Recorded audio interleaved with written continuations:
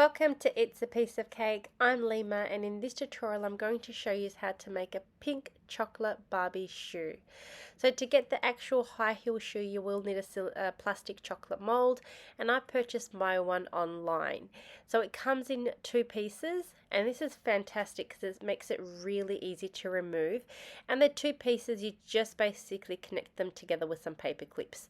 So put the paper clips really nice and tight and really close to one another, and you want to make sure that it's fully covered, because if you don't have it nice and tight, your chocolate can seep through. So now that I've got my plastic mold ready, I'm going to get to the chocolate. So I'm making this for my sister, and she loves Milky Bar, so I'm going to be using obviously her favorite chocolate, her favorite white chocolate, and I will be tempering my chocolate. If you want to learn how to temper chocolate, I do have a full tutorial on how to temper chocolate, which I will put in the description box below. So I'll have the link there and you can watch that full tutorial. If you don't want to temper your chocolate, you can obviously just use a compound chocolate and make this chocolate shoe with that. But with basically tempering chocolate, it's actually very simple. If you do watch a lot of my tutorials, and you'll see that I do it quite often, and it's basically just having two separate bowls of chocolate. With one bowl I'm going to have my big pieces, which I just cut roughly and large, and that is going to go in the microwave, and I'm going to gently and slowly melt that, and then to that I'll add these really fine pieces. But like I said, to learn how to temper chocolate, there is a full video that I will put in the description box below.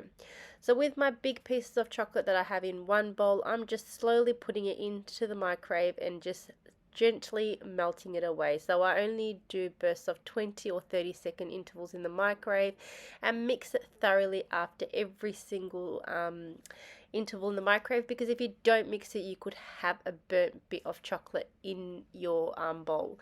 So once I've mixed all my big larger pieces and they've melted through, then I add the very fine pieces, and then I mix that in till those fine pieces have completely melted. I'm using some oil-based food color to color my chocolate, and in the past, if you have watched my tutorials, I've always used powder. But now that they've made this new range of oil-based food color, which I'll put in the description box below, the brand that I use and the shade that I use, it is actually fantastic. It works so good with chocolate, and I will not be using powder ever again, because this dissolves so easily, and with the powder I've always had to whisk it in just not to get any grains. And so yes, this new product is fantastic. As you can see, it colored my chocolate beautifully, and then I'm just going to put that chocolate into a piping bag and just put it inside the mold. So really that simple.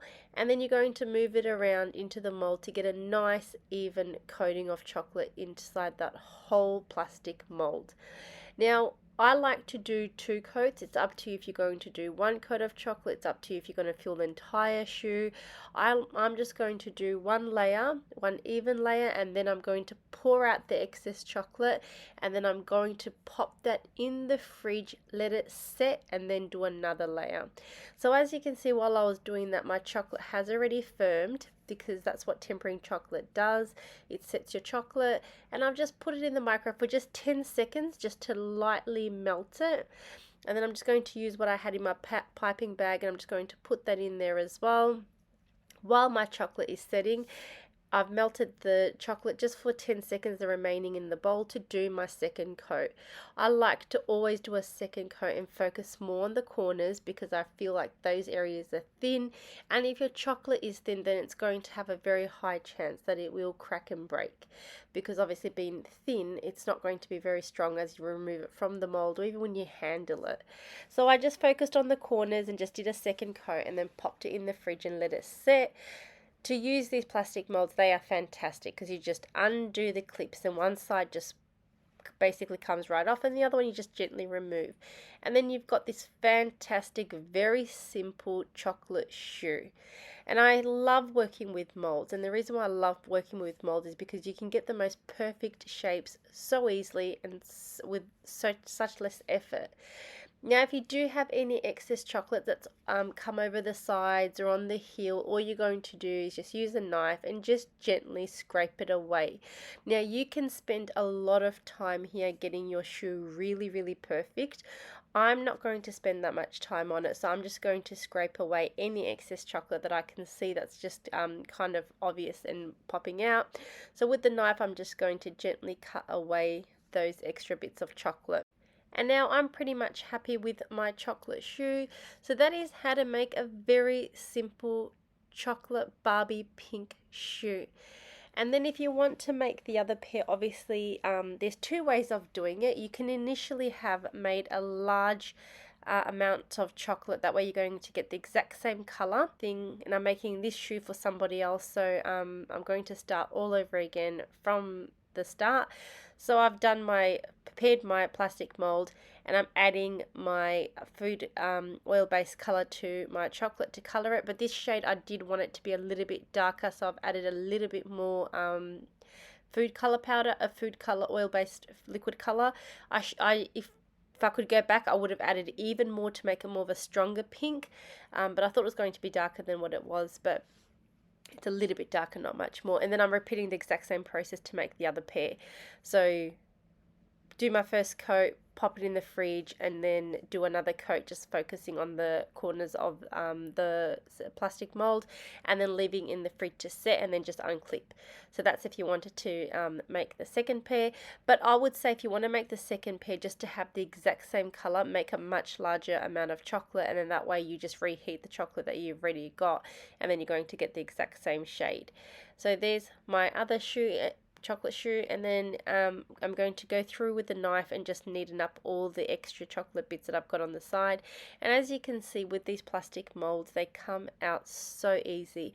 And you can obviously use these chocolate shoes if you're making say for example a box cake and you want to have the chocolate on top. Tempered chocolate and compound chocolate are perfectly fine in room temperature, so they're not going to melt. So you could have these as a cake topper if you need to.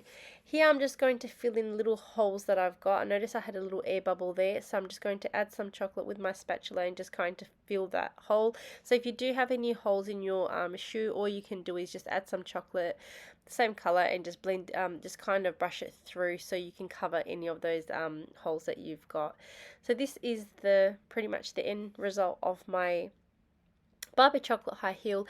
If you did want your chocolate shoe to, say for example, stand upright, whether it's on your cake or whether it's on the board, all you're going to do is add some more compound chocolate or some tempered chocolate on the base of the heel, and then you're just going to press it down and hold it down for a few seconds just so it grips onto your board or onto your cake, and then that way you've got that support that it stays on. If you would like to fill your chocolate shoe with any particular chocolate or candy, whatever you like, I'm going to be, for example, I'm just going to show it with these Ferrero Rochers. All you do is you just get your Ferrero Rochers and fill it inside the shoe, and then you can cellophane the entire board.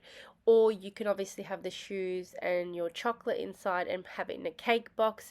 It's really up to you how you'd like to present it. Thank you so much for watching. Take care and bye for now.